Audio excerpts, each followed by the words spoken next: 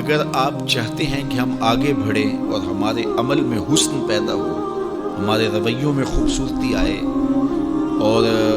اللہ تعالی ہم سے راضی ہو جائے، تو اس میں آپ رفق، نرمی، حلم، بردباری اور انات، معاملہ فہمی اور لوگوں کے ساتھ جو ہے وہ خوبصورتی کلام میں، خوبصورتی رویوں میں اور خوبصورتی مخالطت کی، اور جو ہمسائیگی کے دوستی کے حقوق ہیں، جس طرح والدین کے حقوق ہیں، جس طرح ازدواجی حقوق ہیں،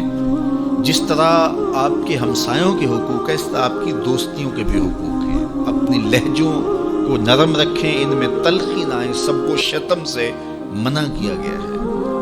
اور معمولی معمولی باتوں پر پکڑ کرنے سے روکا گیا ہے۔ اور اگر یہ رویے بچپن میں پیدا ہو جائیں تو بعض اوقات پھر وہ فطرت ثانیہ بن جاتی ہے، عادت بن جاتی ہے، اور پھر جب آپ بڑے ہوں گے تو وہ عادتیں وہاں بھی چھوٹ نہیں پائیں گی، چونکہ وہ اس ماحول میں آپ کے ساتھ جڑ گئی تھی۔ کسی کی ٹو میں لگ جانا، کسی کی غلطیاں نکالنے کی سوچ میں رہنا، کسی کو نیچا دکھانے کے چکر میں رہنا، کسی کی تذلیل کرنے کے خیال میں رہنا۔ دیکھیے، اگر آپ ڈھونڈنے نکلیں گے تو آپ کو پھول میں بھی کوئی چیز نظر آ جائے گی، کوئی نقص نکل آئے گا،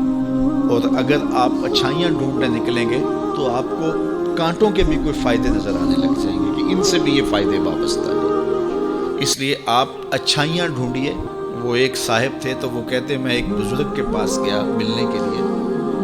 اور میں ان سے ایک برائی کو نوٹ کیا، ایک ان کی خامی کو نوٹ کیا۔ پھر میں دوسرے بزرگ کے پاس گیا تو ایک خامی میں نے ان کی نوٹ کی۔ اس طرح 99 بزرگوں کے پاس گیا، اور جب 100ویں بزرگ کے پاس گیا اور میں نے کہا حضرت میں 99 بزرگوں کے پاس گیا ہوں اور میری نیت یہ تھی کہ میں ان سے بیعت ہوں، لیکن ہر ایک کی ایک ایک خامی سے میں آگاہ ہوا، اور اب آپ کے پاس آیا ہوں اور کچھ دن گزارنا چاہتا ہوں، اور میں آپ کو پہلے بتا دیتا ہوں کہ میری نظر بڑی باریک ہے، میں بہت تیز ہوں، تو میں آپ کے ساتھ کچھ وقت گزارنا چاہتا ہوں، آپ بھی محتاط رہیے۔ تو وہ بزرگ فرمانے لگے کہ ان سے تو ایک ایک خامی ملی ہے، میرے سے تو بہت زیادہ مل جائیں گی، میں تو سراپا ہے وہ، لیکن میں تمہیں صرف ایک بات کہتا ہوں کہ تو ان 99 آدمیوں کے پاس گیا، سال لگا، 2 سال لگے، ایک ایک خامی تو نے جمع کی، اب تیرے پاس 99 خامیوں کا ذخیرہ ہے، کاش کہ تو ایک ایک خوبی جمع کرتا رہتا،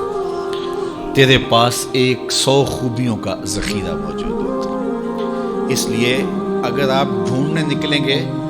تو آپ کو کانٹوں سے بھی خوبصورتی مل جائے گی۔ تو یہ اپنے انداز نظر کو، اپنا کشکول ٹھیک رکھے تو پھر اس میں خیر پڑے گی۔ خذ ما صفا و دا ما قدر، ہمیں ایک ضابطہ دیا گیا ہے، آپ جہاں بھی جائیں اچھی چیز لے لیں اور جو بری ہے وہ وہیں پھینک دیں، بات ختم۔ ہم اچھی پھینک آتے ہیں اور بری جو ہے وہ سینے سے لگا لیتے ہیں، اور ساری زندگی اسی دلدل میں پھنسے رہتے ہیں۔ جو بندہ اخلاق کے اعتبار سے خود اچھا نہیں ہے تو وہ زیرو ہے، کچھ بھی نہیں ہے، کیونکہ یہ ایک لازمی چیز ہے کہ ہم جس منصب پہ بھی ہوں گے ساتھ حسن خلق جڑا ہوا ہوگا۔ دودھ اندر جے کھانڈ لائیے مزہ ہو جاوے دونا، تو پھر سواد آ جائے گا، لطف آ جائے گا۔ لیکن اگر دودھ بھی ہو تو اس میں بدخلقی کی کڑواہٹ ڈال دی جائے تو پھر آپ ڈاکٹر ہیں، آپ محدث ہیں، آپ مدقق ہیں، آپ مفکر ہیں، آپ مفتی شہر ہیں، آپ علامہ ہیں، آپ پیر طریقت ہیں، آپ شوہر ہیں، آپ باپ ہیں، جو کچھ بھی ہیں، لیکن یہ سب کے ساتھ بدخلقی کی کڑواہٹ اور تلخی شامل ہو گئی تو آپ کا سارا منصب ضائع ہو گیا۔ تو بنیاد کیا ہے؟ آپ کا خلق اچھا ہونا چاہیے، آپ کے لب میٹھے ہونے چاہیے۔ تو میٹھے بول بولو، لہجوں میں جمال پیدا کرو، رویوں میں تلخی نہ آنے دو، خوبصورتی پیدا کرو، اور اپنے انداز زندگی کو مرتب کرو، خلق خدا کے ساتھ اچھے رویے رکھو، بالخصوص اپنی دوستیوں میں ایک اچھے دوست بن کے ابھرو، اور اپنے کلاس فیلوز کے اندر ایک اچھے کلاس فیلو کے روپ کے اندر آگے آؤ۔ پیر کے دن آنے والوں، جمعہ کے دن آنے والوں، تم بھی جب یہاں سے جاؤ تو تمہارا انداز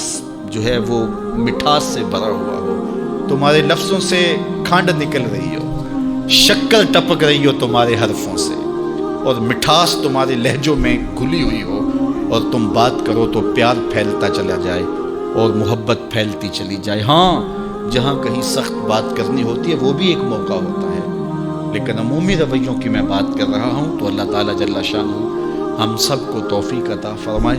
اور جو کہا جا رہا ہے اس کو سمجھنے کی، روحوں میں اتارنے کی، عمل کا حصہ بنانے کی توفیق عطا فرمائے۔ اسلامک بیان کے لیے ہمارے چینل شائننگ کشمیر آفیشیل کو سبسکرائب کریں۔